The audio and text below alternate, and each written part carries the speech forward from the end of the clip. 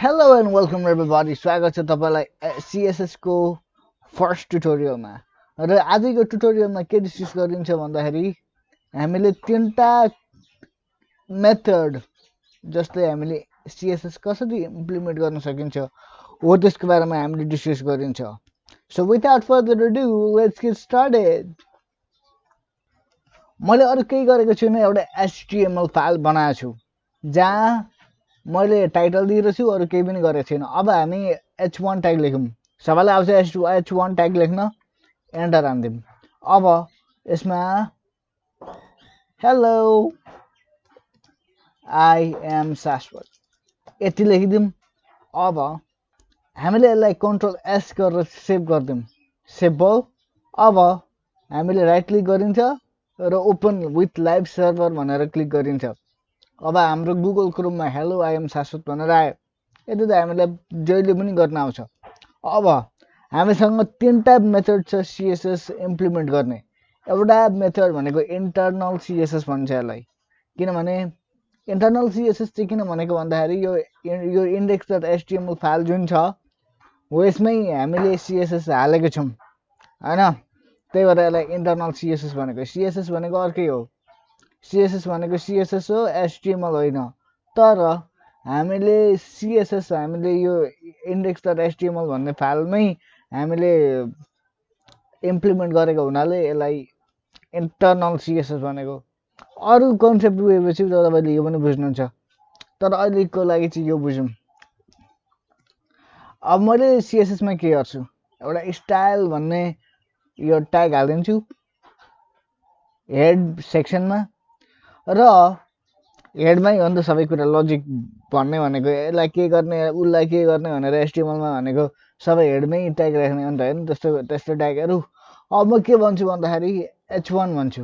h1 भनेको के हो, हाम्रो यो ट्याग हो। अब यो ट्यागलाई के गर्ने त, CSS ले के गर्ने त, ट्यागलाई कलर लगाइदिने। कलर कस्तो कलर, ब्लू कलर नभए रेड कलर नभए यदि तपाईलाई आफ्नो दिमागमा कलर आएको छैन भने, दिमागमा आएको छैन कुनै पनि भने हामीले कन्ट्रोल र स्पेस दाब्न सक्छौं। कन्ट्रोल अनि स्पेस, कन्ट्रोल गर्न छोडिकन कन्ट्रोल दाबिराख्ने अनि स्पेस दाब्ने। अब हामीले अप र डाउन एरो थिचेर हामीले आफ्नो कलर सिलेक्ट गर्न सक्छौं। डाउन डाउन डाउन थिच्यो, मलाई यो कलर राम्रो लाग्यो, ब्राउन कलर राम्रो लाग्यो। अनि सेमिकलन दिन एकदमै जरुरी छ। सेमिकलन दिएन भने काम हुँदैन। ओके, कन्ट्रोल एस थिच्ने। अब हामीले के देख्छौं, हाम्रो HTML को h1 ट्यागमा कलर लागिसक्यो, h1 एलिमेन्टमा कलर लागिसक्यो। अब अर्को मेथड देखाउँछु जसले गर्दाखेरि तपाईले सिम्पली के भन्छ जिब्रो लटपट्यो। अर्को तरिका देखाउँछु जसले गर्दाखेरि तपाईले CSS यता हाल्न सक्नुहुन्छ हैन। यो त एउटा तरिका हो हाम्रो CSS हाल्ने। अब अर्को तरिका कस्तो भन्दाखेरि यसलाई यो स्टाइल ट्यागलाई डिलिट गर्दिम भयो। अब कन्ट्रोल एस गरौँ। यो CSS हटो, पहिलेको CSS ले नै यो बनाएको छ नि त ब्राउन कलरको, हटो नि। अब फेरि अब अर्कै तरिकाले CSS इम्प्लिमेन्ट गरेर यसलाई ब्राउन बनाऊँ। हामी के गर्छौं, यो h1 ट्यागमा जान्छौं र स्पेस दाब्छौं र स्टाइल भनेर लेख्छौं। स्टाइल भनेको चाहिँ CSS हो हैन। CSS को काम के हो भनेर पहिले त्यसमा बुझ्नुहोस् के तपाई। CSS को काम भनेकै स्टाइल दिने हो। एउटा कुनै चीजलाई, एउटा कुनै HTML को चीजलाई स्टाइल दिने हो। स्टाइलै छैन नि त CSS नभइकन त हो त्यही गर्न आँटेको। स्टाइल चाहिँ कस्तो भन्दाखेरि कलर दिने हैन। यसको स्टाइल कलर यस्तो ब्राउन कलर शेप साइज यस्तै मिलेर स्टाइल भन्ने हो नि त एउटा हैन। जस्तै हाम्रो यो पोज छ भने हाम्रो यो पोज छ भने पनि हाम्रो स्टाइल भयो हैन। हामीले एउटा चस्मा एकदमै खतरा लाग्यो भने पनि त्यो पनि हाम्रो स्टाइल भयो। त्यसरी नै हामीले यता कलर दिम, यो पनि स्टाइलै हो। यस्तै यस्तै चीजले बन्छ स्टाइल। अब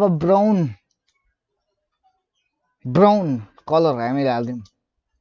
अब सेमिकलन दिन अल्टिन जरुरी छ। अब अहिले यसरी नै आयो हामीलाई ब्राउन कलर मन परेन अब हामी के दिउँ व्हाइट त अब व्हाइट ब्याकग्राउन्डमा व्हाइट कलर दिन मिल्दैन नभए इन्भिजिबल हुन्छ यदि सेतो कलरको चरा छ सेतै एकदमै सेतो चरा छ एकदमै अनि त्यो चाहिँ एकदमै सेतो वालमा बसिरहेछ कसरी देखिन्छ देखिँदैन नि हो त्यस्तै हो यता पनि अब हामीले यता व्हाइट गरिदिन्छौँ कलर व्हाइट गरिदिन्छौँ कलम दिनुपर्छ है यो कलम भन्नु भने हुँदैन शिफ्टको यता कहाँ छ शिफ्टको राइट साइडमा शिफ्ट बटन छ त्यसको अलिकति माथि कलम एउटा बटन हुन्छ यस्तो खालको यो यो हैन अब यसमा चाहिँ के व्हाइट गर्दा भने के हुन्छ त बिलिन्छ नि व्हाइटमा व्हाइटकै देखिन्छ त हेर्नुहोस् है त कहाँ छ छैन नि हामीले यसो सिलेक्ट गर्यौँ भने देखिन्छ नभए देखिँदैन हो अब हामीलाई दुईटा तरिकाले आयो हामीलाई सीएसएस इम्प्लिमेन्ट गर्ने अब अर्को सिकौँ अब कसरी स्टाइल दिने हो त सीएसएस ले हैन अब हामी के गर्छौँ हाम्रो फाइल कहाँ छ पहिले त्यो हामीले जान्नु पर्यो हाम्रो फाइल सीएसएस भन्ने सेक्सनमा छ अब सीएसएस भन्ने फोल्डर यता छ सीएसएस एन्ड सीएसएस3 भन्ने छ फोल्डर अब यसमै बनाउनु पर्यो सीएसएस किन भन्दाखेरि अब सीएसएस यता बनाएन भने त अनि कहाँबाट खोज्दा हाम्रो दिनै जान्छ हैन हामीले वेबसाइट अपलोड गर्नु पर्यो के गर्नु पर्यो अब त्यो अर्कै फोल्डरमा राख्यो हैन अब यसो गर्नु पनि सक्नुहुन्छ तपाईले अब तपाई बिगिनर हुनुहुन्छ भने तपाईले के गर्न सक्नुहुन्छ भन्दाखेरि अब तपाईले के मिस्टेक गर्न सक्नुहुन्छ भन्दाखेरि सीएसएस भनेको ई ड्राइभमा छ अनि यो फाइल भनेको चाहिँ अर्कै ड्राइभमा छ हो त्यस्तो पनि हुन सक्छ है मैले भनिदिरहेको सीएसएस यदि तपाई एब्सोल्युटली बिगिनर हुनुहुन्छ भने तपाईले यो सीएसएस जुन फाइल हुन्छ म क्रिएट गरेर देखाउँछु अस्तिसम्म हामीले कस्तो खालको तपाई दिमाग एकदमै क्लियर गर्दिनुहोस् मात्र के सुन्नुहोस् भन्दाखेरि हामीले अस्तिसम्म index.html भन्ने फाइल बनाउँथ्यौं हैन अब हामी डिफरेन्स के मात्रै हो भन्दाखेरि हामी न्यू फाइलमा जान्छौं र index.css भन्ने फाइल क्रिएट गर्छौं अरु प्रोग्रामरहरुले के पनि गर्छन् भन्दाखेरि style.css भन्ने फाइल पनि बनाउँछन् ओके इन्टर हान्दियौं अब यसको आइकनै अर्कै देखाउँछ यता एकदमै नम्बर सिम्बल देखाइरहेछ पाउन्ड सिम्बल पनि भन्छ यसलाई यस्तो देखाइरहेछ style.css हैन अब हामी अब यसलाई त लिंक गराउनु पर्यो नि त किनभने यो html हो यो css हो यसलाई कनेक्ट गर्नुपर्छ कुनै चीजलाई कनेक्ट नगरिकन त्यसले काम कसरी गर्छ अब हामी के गर्छौं लिंक दिन्छौं यो लिंक ट्यागले चाहिँ के गर्छ भन्दाखेरि यो लिंक ट्यागले चाहिँ के गर्छ भन्दाखेरि कुनै कुरालाई लिंक गर्छ के यो html मा लिंक गर्छ अब हामी के भन्छौं लिंक href यो href एट्रिब्युट जुन छ तपाईले ए ट्यागमा पनि देख्नु भएको होला हैन हो अब लिंकमा पनि यो href ट्याग युज हुन्छ href हाइपरटेक्स्ट रेफरेन्स केमा त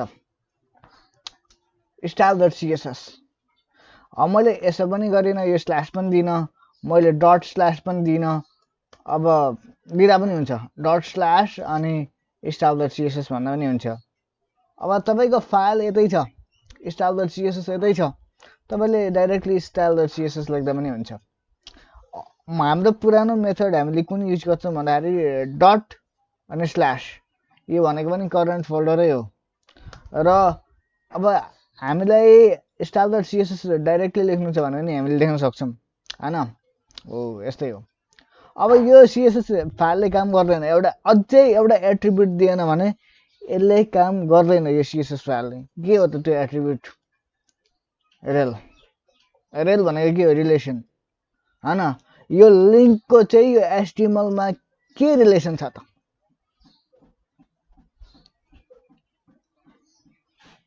रिलेसन नबुझिकन काम हुँदैन किन भन्दाखेरि एउटा मान्छेले रियल लाइफमा म जान्न धेरै अब स्टाइल शीट यसको यही हो हैन यो ट्याग पनि क्लोज हुँदैन भिजुअल स्टुडियो भन्ने भिजुअल स्टुडियो कोड युज गर्नुको फाइदा यही हो। यसले के गर्छ भन्दाखेरि स्टाइल सिट, अब यसले के हुन्छ भन्दाखेरि मैले यता ट्याग लेखेँ नि, अब यसले इन्डै गरेन भनेपछि मलाई थाहा भयो यो ट्याग इन्ड हुँदैन रहेछ भनेर। तर पहिलेको मान्छेहरूले के गर्थे, नोटप्याड युज गर्थे, नोटप्याड प्लस प्लस युज गर्थे होइन। त्यसमा त्यस्तै खालको फिचर एभाइलेबल हुँदैन होला सायद नोटप्याड प्लस प्लसमा पनि, अहिले ल्यायो भने अर्कै कुरो हो। अन्त भिजुअल स्टुडियो भनेको टप हो क्या, त्यही भएर यही युज गर्नुहोस्। अब हामीले सेभ गऱ्यौँ होइन, अब हामीले के गर्छौँ, H1 सिलेक्ट गर्नु पर्यो किनभने H1 मै हामीले कलर दिनुपर्ने हो नि त। कलर दिउँ, अब यसलाई अहिलेको लागि ब्लू दिउँ होइन। ब्लूले मेरो आँखै खान्छ क्या, त्यही भएर म युज गर्दिनँ कि ब्लू मात्रै लेख्यो भने आँखै खान्छ यो ब्लू कलरले, हो त्यही भएर म धेरै युज गर्दिनँ। अब यसलाई पनि काम गरौँ नि, तपाईँले मात्र के यता बुझ्नु होला भन्दाखेरि कसरी राम्ररी यो कुनै पनि नछुटाउनु होला क्या। स्पेलिङ एउटा गल्ती भयो भने सिद्धो होइन, जस्तै एचएफ भयो भने कहाँ काम गर्छ, खोइ काम गर त गरेन नि, एचएफ हालिदियो काम गर। एउटा स्पेलिङ मिस्टेकले पनि तपाईँको कोड बर्बाद हुन्छ। अब मैले जस्तै यता रिलेसन दिन अरे, रिलेसन नदिकन काम हुँदैन, रियल जिन्दगीमा पनि काम हुँदैन, सिएसएसमा पनि काम हुँदैन, भयो त केही कामै गरेन नि। लिङ्क त हामीले एउटा फाइललाई गऱ्यौँ तर त्यसको रिलेसन के हो त्यो स्पेसिफाई गर्नुपर्छ। रेल इक्वल्स स्टाइल सिट, यही हो, स्टाइल सिट हो नि त। के हो सिएसएस को full form, cascading style seat होइन। के हो त आखिर के हो त सिएसएस को full form,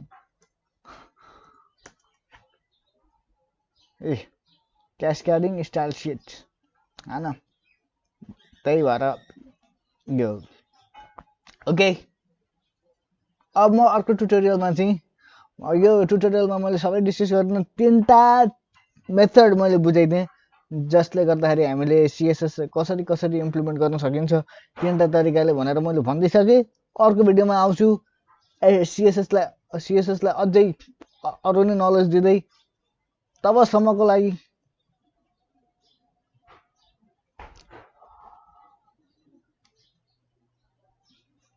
I would like to go, man.